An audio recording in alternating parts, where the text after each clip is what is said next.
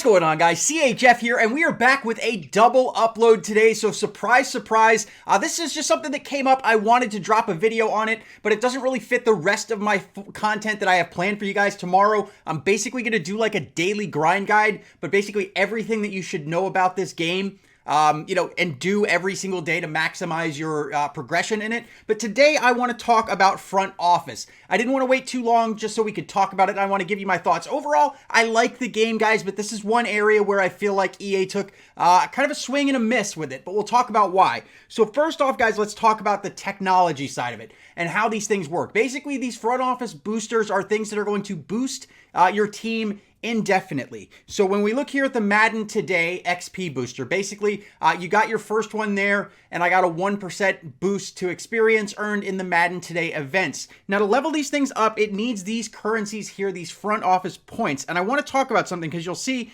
they get pretty expensive, 250.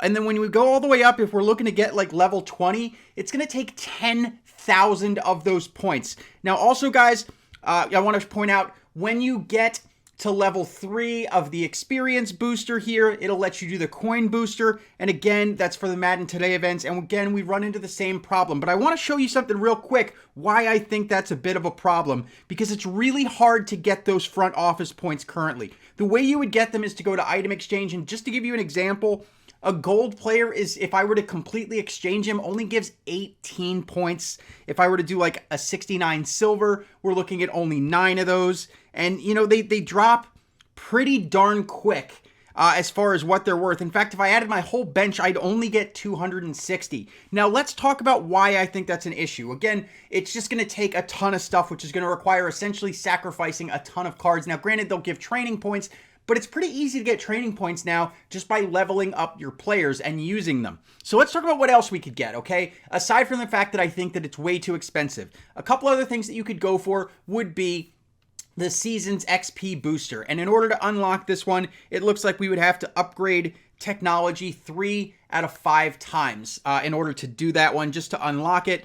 But essentially, it's just going to give you extra experience from doing seasons. This one is going to be an overdrive whistle booster. Again, it's going to give you more whistles for every single time that you win an overdrive match. And this is just a permanent thing. And again, you can boost these all decently high. This one is going to be a stamina reducer, which will reduce the stamina cost from anywhere from 3% at level 1 all the way up to 30% at level 2, or at level 10, which again is pretty expensive. And talking about the overdrive whistle one, again, it's going to give you an extra 1% all the way up to a potential extra plus 20%. And then once again, that's with the program for Marketplace. This would give you basically a daily reward of quick sells. It's going to require you to upgrade other technologies 20 times just to unlock this one. Because honestly, this is one that I would probably think about maybe doing, or at least trying. But knowing EA, it's only going to give you a small amount of coins. Maybe a couple hundred would be my guess at level 1. And who knows at level 10, supposedly it's gonna give you better coin packs. But I remember back when we had these front office things a couple of years ago, and the coin packs never really gave you all that much, and it never really felt worth it. Moving on to these global, basically these look like ways to increase your stamina cap. So basically you earn 1 stamina a minute up to a certain maximum. This will basically let you expand that by up to 50 stamina, and it looks like you can do it 3 times, so you could potentially get an extra 150 as your cap for stamina. You can also do this one here, which looks like it's going to let you reduce the time it takes to regen a stamina from a minute down, reducing it as much as 10 seconds. Overall, not a good one. Then this is the one that I actually think is pretty good. I've got it up to level 2. If you did your legacy points and exchange those and did 400, basically every 200 of those legacy points you spend is going to unlock 1 level of this. Not only do you get experience, you get some gems from doing it. Mine's level 2. When I spend 600, I will be able to get this to level 3, then at 800, level 4, and at 1,005. I like this one, especially since it's pretty easy to obtain. You don't have to sacrifice a ton of cards just to get that back. Now, let's talk about what I don't like. So that's the ones that are there. Again, the only one that really gets me all that excited is, in fact, that one that is the auction house tax reducer. Now, this is the one that kind of triggers me a little bit, guys, because basically this is EA's pay to win thing. And part of me thinks this could be a good idea when I think about like subscription services where some games have things like, oh, you know, for $5 a month or $10 a month, you get extra stamina or extra such and such. That is what I think this should be, but that's not what EA did. What EA did is basically put in a bunch of things where you can spend different amounts of Madden cash to get things. Now let's look at this one. For 1,000 Madden cash, that's $10. It's basically 14 days that it's going to give you 300 gems a day and 1,000 gems right when you do it. And basically you have to log in every single day to get that. So if for some reason there's an emergency, you spend your 1,000 gems and you can't log in for 2 weeks, bam, you lost it all. Now, if you are going to log in every day for 2 weeks based on the exchange rate of what you would think gems to Madden cash is worth, it's actually not the worst deal in the world, because basically if you look at how many gems you're getting from that, you're kind of doubling the value of Madden cash that you get in gems. Now let's look at this one. This one is basically a similar thing. You spend 1,000 Madden cash, basically $10. Once again, active for 2 weeks, you get 500 stamina immediately, and then 100 to 200 stamina every day for 2 weeks. So basically, imagine if you wanted both of those. That's $20 every 2 weeks. So that's $40 a month just to get some extra gems and stamina. That seems pretty pricey. Also, then we have this one here, which is the level up bonus gems. This is one that you had to buy. Noobkill did a video where he bought the $30 thing, and he was wondering where his gems went. Well, Noobkill, they're right here. You get 10 levels of these, or you get basically free gems every time you level up all the way up to level 100. 300 times 100 levels, that's the 30,000 gems. That's where it is. You'll only get those if you play.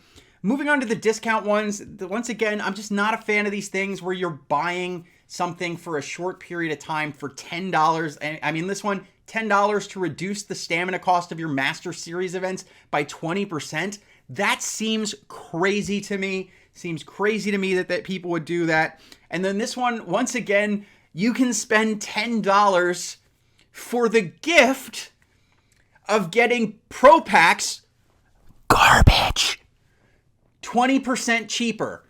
They could be 80% cheaper and I still wouldn't give you $10 for this. That's crazy, guys. You don't even get a guaranteed gold card in a Pro Pack for 7,500 coins. Who's going to buy this?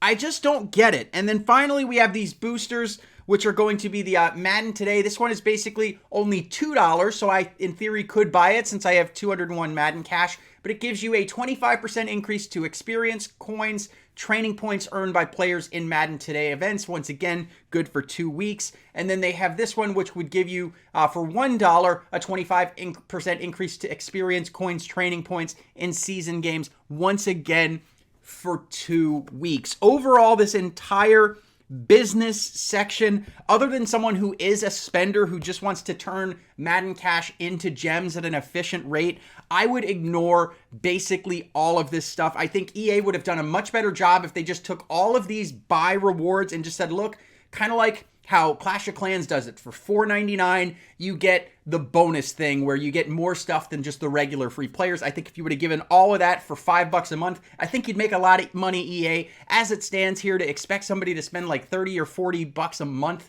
for minimal gains, bananas to me, but to each their own. And I just think, if they didn't want to do it that way, maybe they do it quarterly, kind of like, like Fortnite does their battle pass, where you charge like 25 bucks for it, but it's good for 3 months. But either way, guys, going to end it right there. Tomorrow, I am going to be dropping essentially the guide to what you should be doing every single day in this game. So be on the lookout for that. If you have questions, if there's anything you're struggling with, if there's content you want to see, leave it in the comments down below. I do read and try to respond to every comment that you guys drop. But anyways, I love you guys. See you tomorrow. CHF out.